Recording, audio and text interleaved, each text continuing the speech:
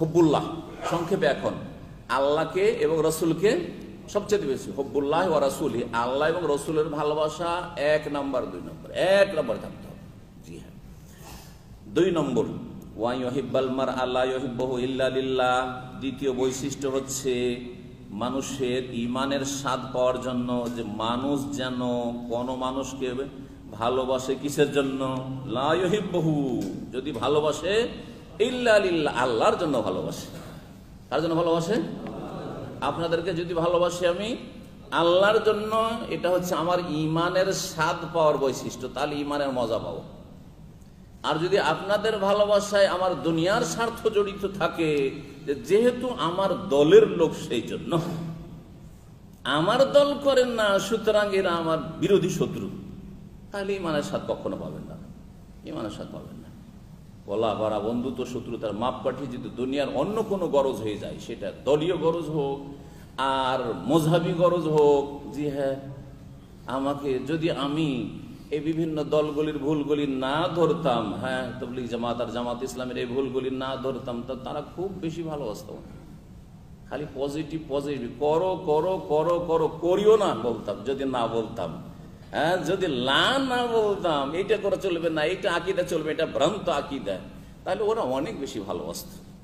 আজকে থেকে 21 বছর আগে তারা আমার খুব কাছাকাছি এসেছে আর খুব চেষ্টা করেছে যে তাদের দলে সামিল করা যায়।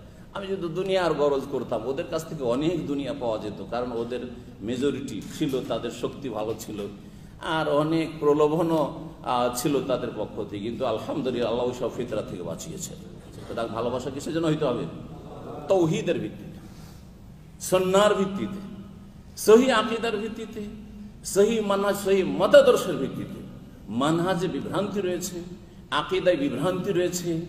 শিয়া রাফেজি যারা সাহাবায়ে কেরামদের দুশমন, তাদের সাথে ঐক্যের ডাক দিচ্ছে। আমরা আহলে হাদিস, হানাফি, শাফি, মালিকি, হাম্বলি, দেওবন্দি, জামাতি, তাবলীগী, শিয়া সবকে নিয়ে ঐক্য গড়ব। আউযু বিল্লাহ।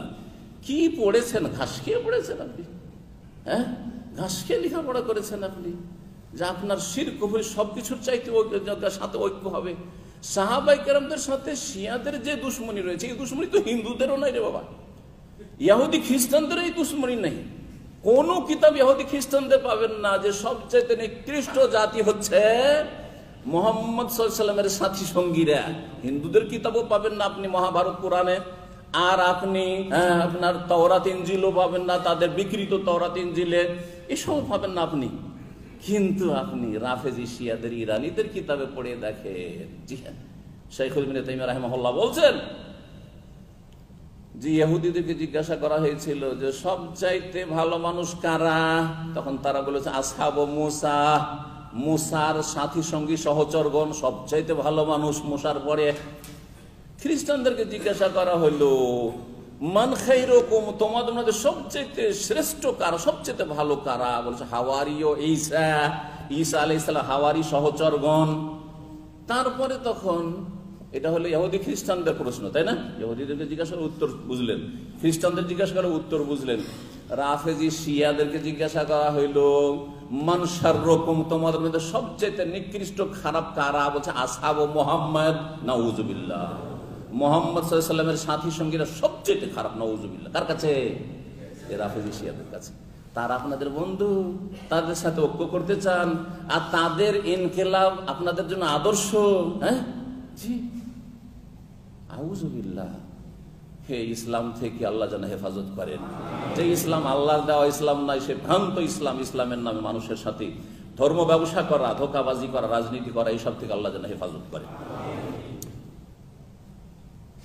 তো দ্বিতীয় যে বৈশিষ্ট্য সেটা হচ্ছে ঈমানের স্বাদ পাওয়ার জন্য যে মানুষকে ভালোবাসবেন কিসের জন্য?